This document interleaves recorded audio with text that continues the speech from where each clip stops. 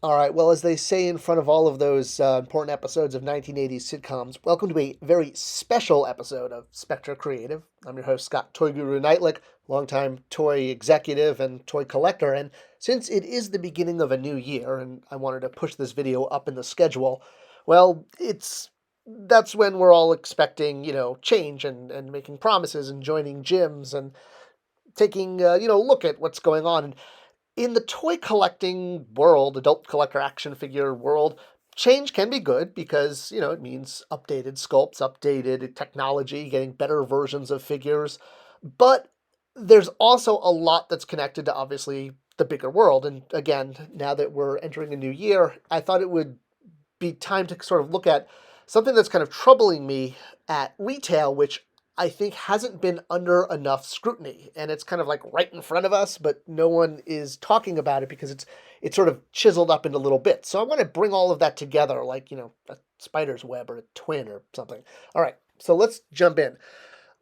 Part of this is what's going on with the whole plastic-free packaging issue. And if you're not aware, Hasbro, actually only Hasbro at this time, has been doing these non-window box figures. Some of them work better than others.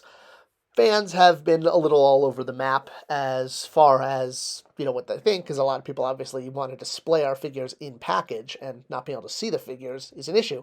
There are some SKUs that will still remain to be seen, in seeable package, like the 3 3/4 figures, but otherwise most 6-inch figures have migrated to this closed box format, which again, obviously for those of us who want to be able to display our figures in package on our wall, which is about 25% of the total collector base, it's been an issue. And a lot of people are saying, oh, well, back in the day they did closed boxes. What's the big deal? That sold toys, obviously. Look at the retail environment today. It's very different. Most toys are actually skewed very open, especially the actual quote unquote toys that kids play with, like fidget toys. They're not in closed boxes. In fact, they have less and less packaging, or less and less, I guess, in the way of obstructing a view of the product. So when you are closing products in more, it tends to signify puzzle. That's actually what it communicates to moms and dads and gift buyers. They usually look at something like this, even though these SKUs are exactly the same. You got an action figure on the right and on the left, just one in a closed box. Now, you can obviously do closed boxes where you can still see the figure, which maybe they can figure out a way to do that for 6 inch, and maybe that'll help solve the issue. I don't know. But yeah, not being able to see the figure at all is an issue because so much of what sells in the toy industry is visual, seeing it on shelf presence. That's why it's so important. And, yeah, for us collectors, sure, we've got to like go through all of this, inside packaging, to finally spring our figure out. And hopefully it has a good paint deco and you're not, all disappointed because you didn't get to pick it out. We enjoy that part of the hobby. Now, on one of my recent trips to retail to take a look at what was happening with packaging, I saw I something. noticed Malloy wore sneakers. For sneaky. Well, actually, what I saw was this here. So, this new Dungeons and Dragons figure from Hasbro is a closed box, but it's a closed box mimicking a what's called a coffin tray blister. I had to even do a double take because I was like, wait a minute, is that's a closed box figure? All Oh right boy. now. Oh boy, this is gonna get worse before it gets better. And yeah, I'm looking at these and like, wow, that is such a weird package. And how is that going to register with parents?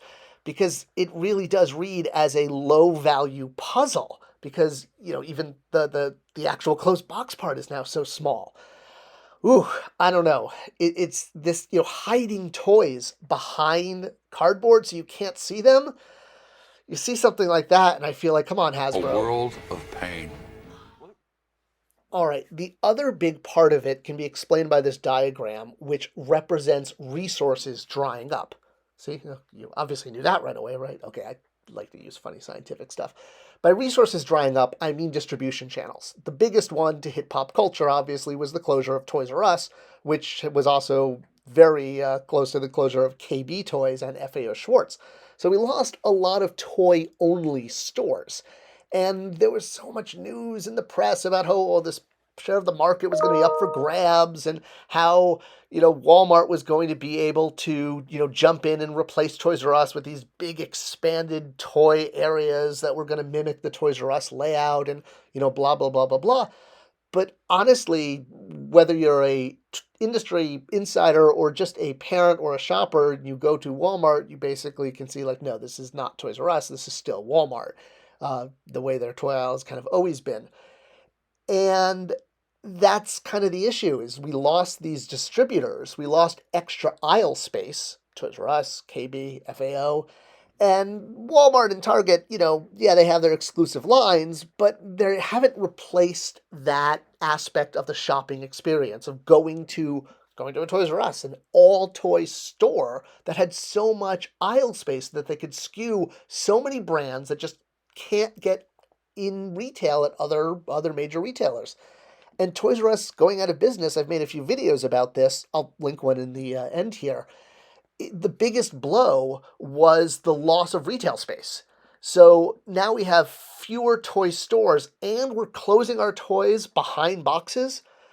The thing is, there's more toy stores now going out of business. And no, I'm not saying, Walgreens and GameStop are going out of business, but both companies have stopped skewing collector action figures. And we're both stores that were huge places to shop and get exclusive figures. Now, obviously, there were pros and cons to this, and there are collectors who despise having to drive all over town looking for something. But there were a lot of figures released at Walgreens in particular that really couldn't find a home in any other place. I mean, where are you going to skew the black hole at Target or Walmart? They could have figures that were a little bit more violent because it wasn't a toy store, it was a pharmacy, or, maybe a little too sexy, or at least even more females can be added because females don't sell as well in toy stores. But for collectors, heck, about the Fantastic Four, obviously, only being available at Walgreens. Now, it should be noted that the reason that Walgreens had so many exclusives and was able to do things like get the Fantastic Four out when no one else could was because of Steve Ann, who was the toy buyer for Walgreens for years. I've made a few videos actually talking about him, and, he's also, as Obi-Wan Kenobi would say, a good friend. I mean, talking about Anakin, I'm talking about Steve. Never mind.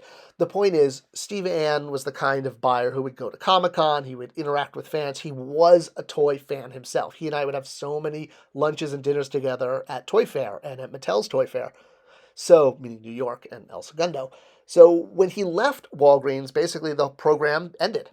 And what that means is, yeah, you won't have to drive all over town looking for your Marvel Legends figures, which I get it. I mean, granted, there are Walgreens on practically every block, and we're actually going to get into that in a moment when we talk about the number of doors. But you have to kind of say, okay, sure, driving around town is part of the toy hunt. Change your perspective and realize that without Walgreens, now we're getting fewer toys. These figures that were developed specifically for Walgreens, i.e. the Fantastic Four, well, this avenue for distribution no longer exists. It's going to mean fewer toys overall. We're no longer getting Toys R Us exclusives, and now we're not going to get Walgreens exclusives. And we're probably not going to get GameStop exclusives going forward either. And that's kind of the issue, is that we're not just losing one distribution, but two in 2023. GameStop, much like Walgreens, the store's not going out of business, but they are pretty much getting rid of their collector section. You may have noticed over the past few months, everything's been on clearance, but it's not just that it's on clearance, they haven't been replacing anything. Their new, like what's coming in is basically very empty because they're going back focusing more on their core competency of video games and video game related product. There will probably be some collectibles, but it's not going to be like what it was where you could actually include GameStop in your daily, weekly, monthly, hourly toy hunt, however often you went. Now GameStop may no longer be a place you need to go because you won't find things like all of those Black Series and Pops and Marvel Legends. I'm sure they'll still have some collectibles, but it's really scaled back. I mean, we're talking like, a small fraction, if any, of what it's been. And both Walgreens and GameStop being added to the toy distribution, call it total shelf space, is a huge deal. I mean, GameStop has almost, I think, 9,000 doors worldwide, which is more than Target and Walmart combined. So GameStop could just do the MOQ, essentially. The same with Walgreens. Well, actually, no, I'm sorry. GameStop has about 4,000 SKUs, and Walgreens has about 9,000 doors. I reversed that. So, yes, Walgreens has more than Target and Walmart combined. So, yeah, this is a big deal. And what we're losing is retail space and aisle space and eyeball, if you will, space. And that's the biggest problem because so many toys are sold online now, and we're missing out on the surprise and delight factor that traditionally is connected with the toy purchase. And when you have fewer retailers and less retail space, these toys that could find a home in alternative retailers no longer have a place to live. And yeah, you could go find them online, but think about walking in an aisle and seeing something and not expecting it and being like, oh, yeah, I'd like to buy that. And now we're even hiding the figures behind cardboard and not even showing them. At a time like this is not the time to be hiding our toys. All right, well, I hope you enjoyed this video and a look at kind of some trends going on in 2023 and what's going on with aisle space. Let me know your thoughts below in the comments. I do try to jump in as much as I can. I know I haven't been there as often. It's been a busy holiday season. All right, thank you all so much for a great 2022, and I look forward to a great 2023. Thanks so much.